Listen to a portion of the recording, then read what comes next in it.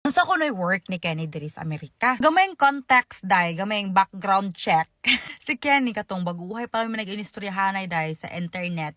He was already retired. At the age of, I don't know, around 40 or I don't know, sayo si Kenny ni retired og trabaho kay 48 man ako siya nakaila. Kontento na siguro sa siya ginabuhi kay naraman si usa ka anak niya, okay raman sila. Kaya raman nilang mga pangkaon-kaon gamit ang iyang binuhan. Pag-meet na namo ni Kenny day, nakaana si siya ko galingon nga need jud nako mo balik og trabaho kay dili na pwede makakita og ibaring bayhan nako no. Kaya lagi dahil gwapa tag Villards na eh. Fin kay tag talers.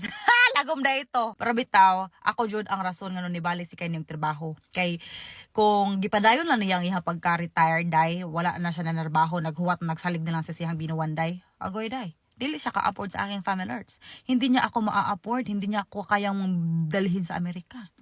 Wag ka, Tagalog to. Mo to naka-decide siya na mabalik og trabaho. Unya, ang pinakasayon nga trabaho unya dako og sildo is truck driving. Oto nagkuha siya si DL niya. After 3 years, naka-afford na si Mister.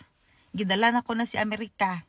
Oto nahitabo day. After 3 years of working, ngadto na nagtikasaka na iyahang kuan income kanang yearly annual income kay kuano man na kitaon man na day kung dili ba ko mahimong liability sa Amerika day. Pwede mo ko ni Kenny ato pero we weren't ready yet ba kanang pero kato bang first year of working kay I don't know kung sa yung rason nato. Basta dili mi ready ni Kenny. Ata pa pud kay ko ato day wala pa ko buot mature pa ko. Kani mga truck driver day dagko ni sila sweldo pero hago lang ilang trabaho pero basta in demand kay na siyang trabaho pero kaso lang lagi hago. Imagine dahil pa-driveon ko sa sakyanan dahil kana mga 1-2 hours lang dahil hala dahil maglabad na ako ang ulo dahil marag malubatan ako dahil marag mangulba na ako dahil kanang long drives dili na ako kaya kay pasuway ko ni husband og drive lagi taas kay dahil no.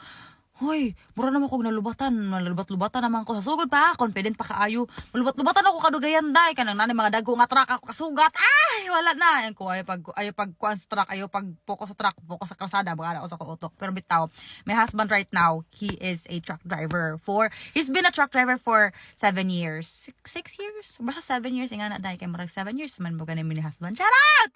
Or 6 years di ay. 7 years guro. Basta hamo na to day. Mo na ang pagkikitaan sa kuhang husband karon. Mo anang nakabuhi sa among panginahanglan karon mga panahon na ako ang bana pag-truck driving sa akong bana. Sa Pilipinas kung kuno-kunuhon na lang truck driving day diri aday kuno-kunuhon ra gyapon. Nakalayan lang kay dako lang yung sildo ang Amerika. Dako jud siyang sildo day. Nagani iba day nga mga nag-nurse day, nag-nurse nga medical field. Day nag-switch og trabaho day, nag-truck driving. Kay ngano mas dako og sildo ang truck driving. So wag mong inaano. Charot.